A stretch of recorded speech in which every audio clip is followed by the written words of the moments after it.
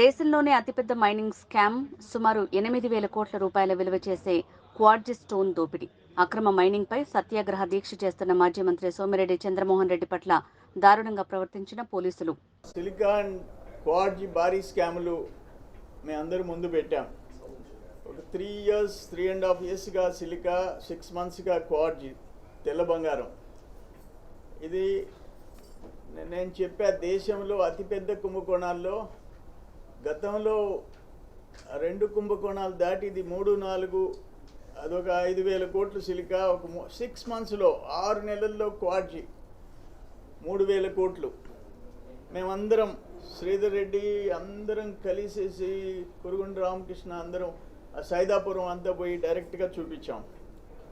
Silica అయితే మేము chief సెక్రటరీలకి అందరికీ, సెంట్రల్ విజిలెన్స్కి, డిఎంజీ, డీజీపీ అందరికీ మెయిల్ పెట్టా. ఇప్పుడు ఈ క్వార్ట్జ్ విషయంలో కూడా పొదలకూరు మండలం ఇరువూరు గ్రామం, కాకాని గోవర్ధనరెడ్డి ఊరి పక్కన ఊరు వరదాపురం, అక్కడ 32 ఎకరాలు రుస్తుం మైన్, 37 ఎకరాలు Bharat mine, almost 70 acres. Mining lease లేదు, వాళ్ళకి రెన్యువల్ చేయలేదు, వచ్చేసి ఓపెన్గా చేస్తుంటే మేము వెళ్ళాము, కార్లు వేసుకొని వెళ్ళాము. 2-3 వెహికల్స్ ఉన్నాయి, ఆపేసేసినారు. 2-3 హిటాచీలు. ఇప్పుడు 14 హిటాచీలు. December 7 వాళ్ళు కోర్టు ఆర్డర్ తెచ్చారు, ఇది ఇల్లీగల్ మైనింగ్ మీద సీరియస్ యాక్షన్ తీసుకోమని. మైనింగ్ అండ్ పోలీస్కి డైరెక్షన్ ఇచ్చింది, వాళ్ళ రెన్యువల్ ప్రాసెస్ చేయమంది, చేయలేదు. విచ్చలవిడిగా 7వ తేదీ ఇచ్చినా కూడా 4-5 రోజులు కంటిన్యూ చేస్తుంటే వాడు వచ్చి నన్ను అప్రోచ్ అయినారు. నేను ఆ స్పాట్కి పోయినా. శనివారం సాయంత్రం 4:30కి వెళ్ళా. KGF 3 సినిమా కనిపించింది. 14 హిటాచీలు, 200 కెపాసిటీ హిటాచీలు, 14 heavy trucks, drilling machine, explosives, ఆ జిలిటన్, స్టిక్స్, వైర్లు, అన్ని ఎక్స్ప్లోజివ్కి సంబంధించిన పౌడర్ మొత్తం రెడ్ హ్యాండెడ్గా చూపించాము. 3 days అయిపోయింది, ఎలక్ట్రానిక్ మీడియా వచ్చేసింది, GPS పెట్టి అవన్నీ ఎవిడెన్స్తో కూడా చీఫ్ సెక్రటరీకి, డీజీపీకి, డిఎంజీకి, అందరికి, కలెక్టర్, ఎస్పీతో ఫోన్లో మాట్లాడినా. ఇట్లుందయ్యా, ఇక్కడ ఎక్స్ప్లోజివ్స్ ఉన్నాయని చెప్పాం. అది గిరిజనులు వచ్చి వేడుకున్నారు, మా ఇళ్ళన్నీ పగిలిపోతున్నాయ్యా, ఆ శబ్దాలకి పిల్లలు వచ్చి భయపడిపోయినారు, మా మీద రాళ్ళు పడుతున్నాయని.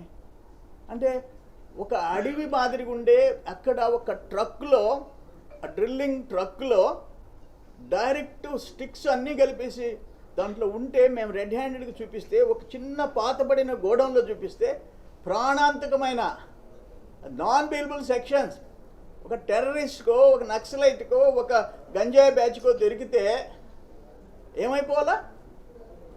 ఒక ఫ్యాక్షనిస్ట్కి దొరికితే ఏమైపోవాలా? అంటే అసలు కలెక్టర్లు, ఎస్పీలు ఏమైపోయినాయి? ఐఏఎస్, ఐపీఎస్ బిళ్ళలు ఏమైపోయినాయి? వాటి పవర్ ఏమైపోయింది? ఇప్పుడు మేమేం చెప్పాలా? వాళ్ళ బాస్కి నెలకి 1-2 తేదీల్లో తాడేపల్లి ప్యాలెస్ పోతుంది, లోటస్ పాండ్కి పోతుంది, సిలికా పోతుంది, ఇది పోతుంది, ఆ పేరు చెప్పి ఊళ్ళు పంచుకున్నారు. సైదాపురం, రాపూరు, గూడూరు, పొదలకూరు మండలాలు అందరూ పంచుకున్నారు. మంత్రుల నుంచి, ఎమ్మెల్యేల నుంచి, ఇన్ఛార్జీలు ఊళ్ళు పంచుకున్నారు. మీరు చూస్తూ ఉండరు. మైనింగ్ చట్టం అయ్యా, మైనింగ్ చట్టం ఒక లీజ్ లేకుండా, ఒక పర్మిట్ లేకుండా, ఒక ట్యాక్స్ కట్టకుండా ఇంత బరితిగింపు ఎప్పుడన్నా చూసామా? అందుకే దేశంలో అతిపెద్ద 3-4 భారీ స్కాములు ఉమ్మడి నెల్లూరు జిల్లాలో జరుగుతున్నాయి.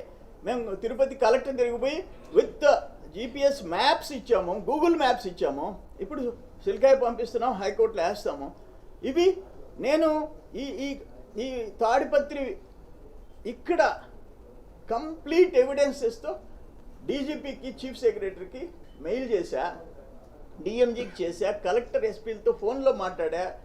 ఆ రోజు నేను పోయి అది చూసిన తర్వాత నిజంగా ఇంత దోపిడీ, ప్రజల ఆస్తి దోచుకొని పోతుంటే దోపిడీ దొంగల్లాగా మనం చూస్తూ ఉండాలా పబ్లిక్ లైఫ్లోనే. అక్కడికక్కడ స్పాట్లో కూర్చున్నా.